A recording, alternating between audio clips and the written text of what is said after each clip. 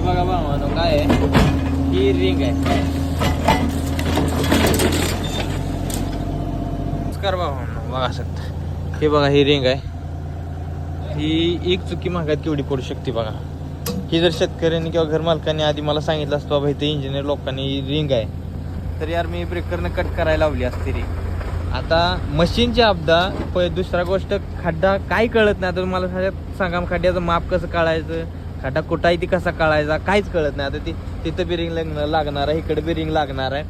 ही सगळ्या रिंग आता मला मशीननं सगळ्या फोडून काढायला लागणार आहे त्या. म्हणजे ही असं असते काम ठरवल्यानंतर हे असं काहीतरी राड झालं ना मग डोकं हँग होतं, मग ती काम करायला मजा येत नाही मग पुन्हा. आता बघा खड्ड्याचा आकार तर येतच नाही, त्या सोडून त्याचा विषय नाही. पण आता ही रिंग लागली या, ही रिंग जर मला अगोदर सांगितली असती बाबा या खड्ड्याला रिंग आहे, तर मी ह्याला मोकळं करून कटरनं कट करण्यासारखी ब्रेकरनं ही रिंग मशीननं काय ब्रेकरनं सुद्धा लगेच फुटत नाही, तसली रिंग मी मशीननं फोडून काढायला लागली. आता ह्याच्यात मशीनची किती अपदा आहे मला सांगा. मशीनची अपदा. दुसरी गोष्ट नुकसान, खड्डा व्यवस्थित निघत नाही. तिसरी गोष्ट पुन्हा वेळ जास्त जातोय.